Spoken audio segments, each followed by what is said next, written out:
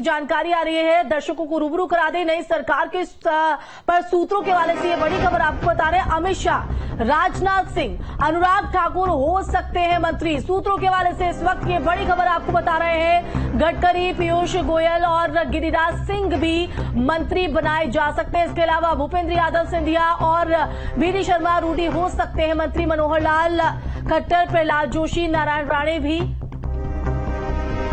चल सकता था, लेकिन अब थोड़े बहुत समझौते के साथ ही पीएम मोदी को आगे बढ़ना होगा और संतुष्ट रखना होगा सहयोगी दलों को। तो देखिए, सहयोगी दलों को जो है कहीं ना कहीं साथ रखने की एक बड़ी चुनौती यहां पर बीजेपी के लिए रहने वाली है और सबसे ज्यादा सिरदर्द नरेंद्र मोदी के लिए यहां पर रहेगा, क्योंकि मोदी 3.0 की टीम में कौन कौन शामिल होगा। और कई ऐसे दल भी हैं जिनके खाते में बेशक एक एक सीट हो, लेकिन हैवीवेट नेता होने की वजह से उनको भी इग्नोर नहीं किया जा सकता है और उनकी भी अपनी डिमांड्स यहां पर है। लेकिन माना जा रहा है कि सरकार गठन से पहले आज शाम तक जो तस्वीर है वो कहीं ना कहीं साफ हो सकती है। लेकिन सूत्रों के हवाले से नई सरकार पर एक बड़ी जानकारी निकलकर सामने आ रही है। अमित शाह, राजनाथ सिंह, अनुराग ठाकुर, नितिन गडकरी, पीयूष गोयल, गिरिराज सिंह को मंत्री बनाया जा सकता है। हालांकि अभी सूत्रों के हवाले से जानकारी सामने आ रही है, लेकिन औपचारिक ऐलान अभी होना बाकी है, जिस पर सबकी निगाहें टिकी है। वहीं अगर बात करें भूपेंद्र यादव और ज्योतिरादित्य सिंधिया, वी.डी. शर्मा रूडी भी मंत्री बनाए जा सकते हैं। इसके अलावा मनोहर लाल खट्टर का भी नाम सामने आ रहा है। प्रहलाद जोशी, नारायण राणे भी मंत्री हो सकते हैं।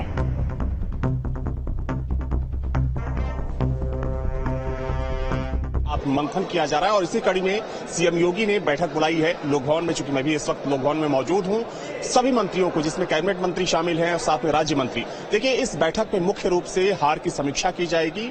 हार की जो असल वजह है कि बीजेपी को इतना बड़ा झटका कैसे लगा, यूपी में इतना ज्यादा नुकसान कैसे हो गया, इस पर बातचीत की जाएगी। चूंकि देखा जाए तो सभी मंत्रियों को अलग अलग नई सरकार पर सूत्रों के हवाले से ये बड़ी जानकारी, क्योंकि इस वक्त सबकी निगाहें सरकार गठन के साथ साथ मंत्रिमंडल पर भी। मोदी 3.0 की टीम में कौन यहां पर रहेगा, कौन कौन से चेहरे शामिल हो सकते हैं। एक बार फिर से अमित आपका रुख करना चाहेंगे, क्योंकि मंत्रिमंडल की हम यहां पर बात कर रहे हैं और अब सूत्रों के हवाले से ये बड़ी जानकारी निकलकर सामने आ रही है। कई ऐसे नाम हैं जो मंत्रिमंडल में एक बार फिर से दिखाई पड़ सकते हैं, चाहे वो अमित शाह हो, राजनाथ सिंह हो, अनुराग ठाकुर हो या फिर नितिन गडकरी।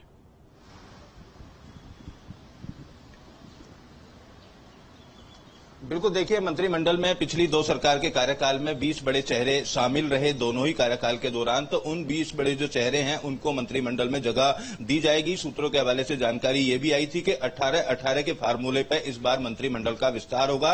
18 मंत्री बीजेपी के होंगे, 18 मंत्री जो सहयोगी दल हैं उनके यहां पर बनाए जाएंगे। और साधने की अगर बात की जाए तो बीजेपी के 2 से 3 ऐसे मुख्यमंत्री हैं जो मुख्यमंत्री का पद छोड़ने के बाद लोकसभा चुनाव लड़े थे, वो जीत कर आए। उनको भी बड़ी जिम्मेदारी दी जा सकती है, उनको भी साधा जाएगा। पार्टी के अंदर किसी तरीके का बिखराव ना हो, उसको भी साधने की पूरी तरीके से कोशिश की जा रही है। साथ ही सहयोगी दलों को भी साधने की कोशिश की जा रही है।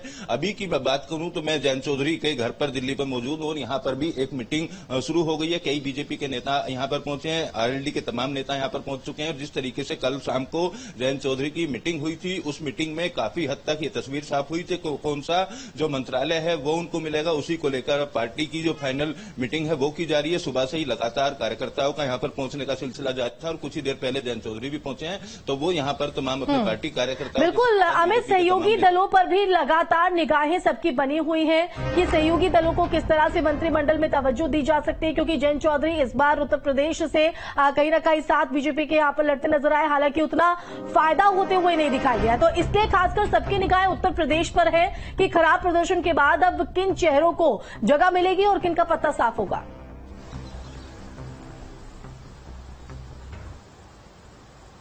बिल्कुल, देखिए उत्तर प्रदेश की बात की जाए तो कई केंद्रीय मंत्री हैं जो इस बार चुनाव हारे हैं, हार का मुंह देखना पड़ा और बड़ा नुकसान बीजेपी को उत्तर प्रदेश के अंदर हुआ है। ऐसे में उत्तर प्रदेश को भी साधे रखना जरूरी है, क्योंकि दिल्ली का रास्ता उत्तर प्रदेश से जाता है। 80 लोकसभा सीट यहां पर है। जातीय आधार पर भी मंत्रिमंडल में जगह दी जा सकती है। अब कौन कौन ऐसे मंत्री होंगे जो उत्तर प्रदेश से शामिल होंगे। कई ऐसे सांसद हैं जो बहुत बड़े अंतर से जीत दर्ज करने के बाद पहुंचे। गौतम बुद्ध नगर के सांसद खुद 5.5 लाख से ज्यादा वोटों से जीते हैं पहले कार्यकाल के अंदर। पर उनको कैबिनेट में जगह मिली थी, हालांकि दूसरे कार्यकाल में जगह नहीं मिली। तो कयास ये भी लगाए जा रहे हैं कि महेश शर्मा को भी इस बार मंत्रिमंडल में जगह मिल सकती है। इसके अलावा और कौन कौन से ऐसे चेहरे होंगे उन पर शाम तक या कल 11 बजे तक पूरी तरीके से मोहर लगना शुरू हो जाएगी। लेकिन पार्टी के अंदर के तमाम नेताओं को साधे रखना, उनकी जिम्मेदारी, उनकी सहभागिता सरकार के अंदर रखना एक बड़ी चुनौती के तौर पर इस बार देखने को मिला था। दूसरी तरफ जो सहयोगी दल है, खासतौर पर टीडीपी या जेडीयू की हम बात कर रहे थे, तो उनको भी साधे रखने की जरूरत है। बिहार के फार्मूले की बात की जाए तो वहां भी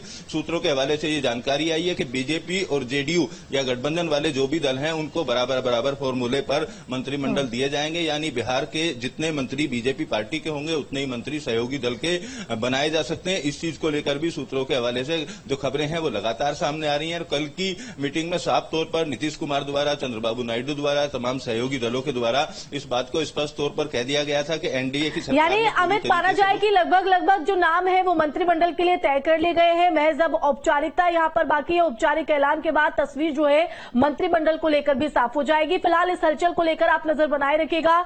शुक्रिया आपका तमाम जानकारी देने के लिए।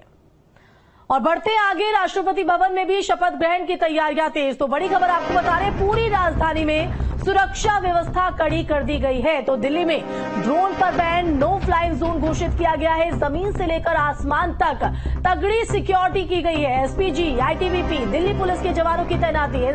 आपको बता दें कि एनएसजी के ब्लैक कैट कमांडो, इसके अलावा एनडीआरएफ की टीमें भी मौजूद रहेंगी। सुरक्षा में वो तैनात की गई है। तो खुफिया विभाग भी पूरी तरीके से अलर्ट पर है। तो ये बड़ी खबर आपको बता रहे हैं। तो कल आपको बता दें कि नरेंद्र मोदी तीसरी बार पीएम पद की शपथ लेंगे। शाम को ये कार्यक्रम है और ऐसे में कई वीवीआईपी मेहमान जो हैं वो इसमें शामिल होंगे। और उससे पहले राजधानी को पूरी तरीके से सुरक्षा के घेरे में कर दिया गया है।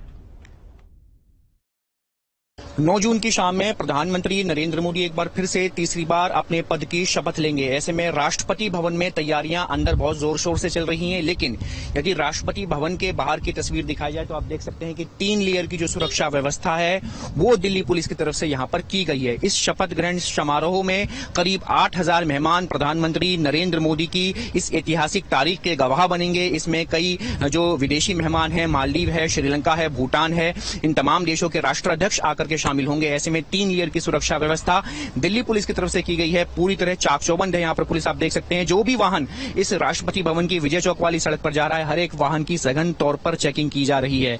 हर एक वाहन को चेक करके ही इन बैरिकेड्स को पार करने दिया जा रहा है। 3 लेयर की चूंकि सुरक्षा व्यवस्था है, आई कार्ड चेक हो रहे हैं। देखिए हर एक शख्स का आई कार्ड चेक हो रहा है और आई कार्ड चेक होकर के वाहन की चेकिंग होने के बाद ही उसको इन बैरिकेड्स को पार करने दिया जा रहा है। चूंकि दिल्ली पुलिस ने नो फ्लाइंग जोन इस पूरे नई दिल्ली एरिया को घोषित किया हुआ है। कोई भी ड्रोन, कोई भी पैराग्लाइडर इस एरिया में 2 दिन तक नहीं उड़ सकता है।